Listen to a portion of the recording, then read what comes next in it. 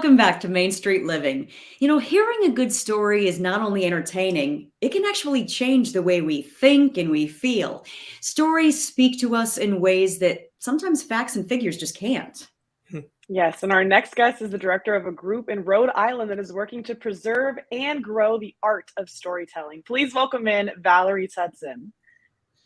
Valerie, thanks for joining us as a guest today, not just a Main Street Living host. I know. It's such a fun thing to be sitting here with you both today. Thank you so much. Of course. So we know you as one of the new hosts of Main Street Living, but you're also the executive director of the Rhode Island Black Storytellers Association, which is celebrating its 25th anniversary this year. Congratulations. How and why did this group organize? Oh my goodness. We started 25 years ago when I had just come back from a trip to South Africa, and there was an opportunity to do some programming in Rhode Island that would celebrate Black arts and artists and community. So I gathered a couple of my storytelling mentors and I said, hey, what if we started with the year with a Black Storytelling Festival, and let's call it Funda, which is a Zulu word that means to learn, and it looks like fun. So that's how we got started in a nutshell. We called ourselves the Rhode Island Black Storytellers, and we got excited because that is ribs, which is a wonderful cultural nod right over there. Quincy, I see you smiling. Yeah, well, I'm smiling because it's always good to see when we can come together and then put out something that just kind of spreads, like the depth of our culture. So you got to tell us, like, who are the storytellers and what are they? Well, where do they perform? Yeah. We've always from our inception wanted to present the diversity of Black storytelling, because sometimes we think there's only one way of being Black in this world. And of course, that's not true. So this year we've got a storyteller who hails from Brazil, and we've got another storyteller who's coming in from Jamaica. We've also got a woman from Baltimore, and she's like, comes from Baltimore and wants everybody to know it. And then we've got another storyteller who lives in Philadelphia, but who plays traditional instruments from West Africa. He plays the kora. His name is Kala Jojo. So we've got, and then of course, we've got our storytellers right here in Rhode Island as well. Wow. Such a diverse group. And speaking of your remarkable storytellers, you brought along a performance poet today. Let's bring him in. Marlon Casey, welcome to Main Street Living. Hi, everybody. How you doing? Hey. So, Marlon, we're so pleased to have you here, obviously. Why is storytelling so much more powerful than just telling someone a fact or teaching a lesson? Oh, man.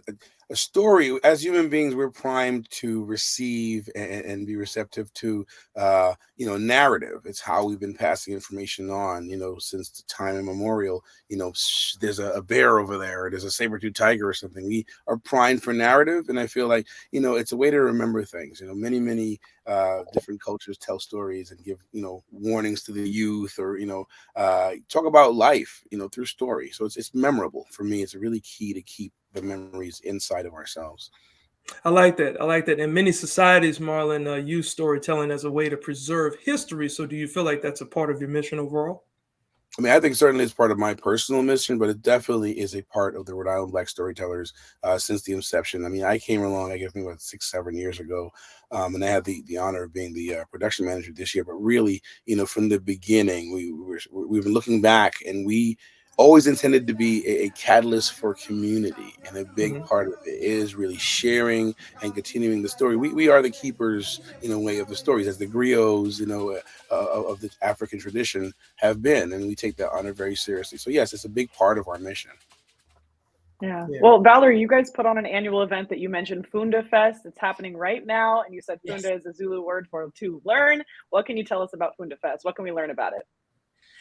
Well, this year we're calling it our Sankofa celebration because it's our 25th year. And Sankofa is a terminology that comes from the Akan people in Ghana. And it means to look back and to take the wisdom of the past and bring it to the present so that you can fly forward into the future.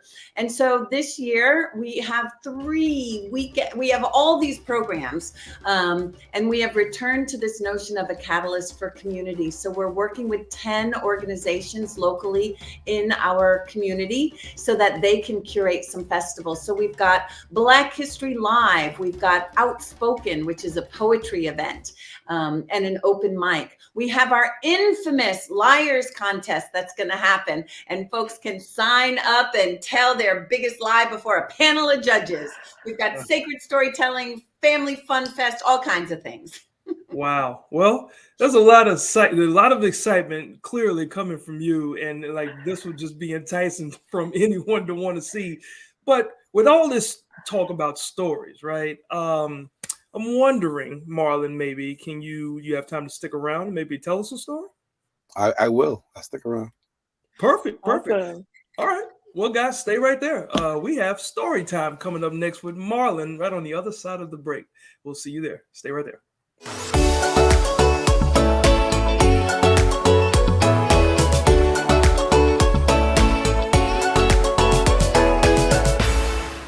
Welcome back to Main Street Living. We have been talking with Valerie Tutson, who we said goodbye to. We'll see you next time on Main Street Living. But we have Marlon Casey still here with us from the Rhode Island Black Storytellers Association. And we, of course, couldn't let him go without hearing a story. Yeah, Marlon, we brought you back for a reason. So would you mind sharing one of your favorite stories with us, my man? My pleasure. This is a story I wrote for my daughter, who is now 15, when she was about 4 years old. This is the story of the chocolate nachos, a snack I invented with my best friend Paco with some minor assistance from Rocco, Renee, and Flacco. But let me stop, though, so I can tell you a little bit or a lot so you can truly understand that sneaky, underhanded, no good, dirty, rotten so-and-so named Rocco. See, Rocco is that bully from up the block, yo, who broke my yo-yo, ate my Oreos, and put rocks in my socks. He even broke my favorite CD by Tupac, that darn Rocco. He just comes over that day with his little sister Renee and her scraggly old teddy bear named Flacco and sticks his grubby little sausage fingers right into the chocolate nachos. And well, it all started with me and Paco. We were trying to find the distraction, the deviation from his stepmom's gazpacho when we happened upon the aforementioned chocolate nachos. Now, we almost invented the chocolate taco, but we Googled it and found they already got those. Now, Paco swears it's all because he put in so many nachos, but I poured in the most chocolate. He must have forgot them. You know, Paco. He lies a lot, though. He says his mom won the lotto when they won a lot, so they're going to move away any day now anyway. Anyhow, this is about the time when Rocco comes bursting into our unlocked door, and with her teddy bear in tow comes his little sister Renee, who cries a lot. No matter what you do to get her to stop. Hey, Renee, how about some leftover party pretzels and a bowl of this delicious gazpacho? She started crying and running away from us as if we had the chicken pox or work for the Gestapo. She ended up in the living room where she slipped on a slimy sock, so she tripped on the rug and swallowed a bug and soiled her frock. And that darn Rocco, that insufferable Rocco, pushes her over the line. He goes, "Stop your crying." And all this time, Flacco, the bear, is flying through the air and almost lands in the chocolate nachos, which would have been a catastrophe. Phew! Rocco leaps into the air, snatches the bear, but knocks over the entire pot of gazpacho and spills a bag of mini marshmallows. But he saved the chocolate nachos, so we just cleaned up the mess and laughed so hard till we cried. And then the tears in Renee's eyes just stopped. So we decided it was finally time to try these chocolate nachos. We approached it like new chocolate apostles. It was the true snack gospel. We each took a bite and instantly felt colossal. Chocolate nachos made even the impossible Rocco act less hostile. He slid over ever so slyly to me and Paco and asked, was it possible for he, Renee, and Flacco to have chocolate nachos to go? And we said, heck no. But before we had a chance to see the time on the clock, yo, Rocco snatches the entire bowl and runs out the front door. And I would like to tell you more about the story of the chocolate nachos. But for now, that's all I got, yo. Nice. It's so Nice. good. Got Wow. I mean, you just made so many parents' jobs so much harder because no one can make up a story like that for their kids. That's incredible. Thank you, thank you, Wow, thank you. wow. So, gotta ask you, like, what's the best part, that brings enjoyment about you performing? I really, really enjoy and have always enjoyed performing and sharing with people. I consider myself a communicator, some sort of vessel for information. And sometimes it's fun, sometimes it's healing information. But I performed today for a group of pre-kindergarten students, and it was the best thing I had done all year. It was a wonderful time. Shouts to EbCap in Newport. It was a beautiful show on behalf of Ribs, on behalf of Funda Fest. And it's really important for me to have that moment of just sharing and resonating. And I really love being a storyteller. It's awesome. I can tell. Thank you. Of course. And I know that Cox is proud to be a sponsor of Funda Fest for all Yes, of the things you indeed. guys do and work with Ribs. How can viewers get in touch with you and get tickets for Funda Fest? You can go to fundafest.org and you could use the coupon code sponsor 2023 and you may be able to get a discount. We have a wonderful, wonderful opportunity to see some great stories. I would love for you to come and check us all out. Thank you so much, you guys, for letting us be on the show. It's an honor.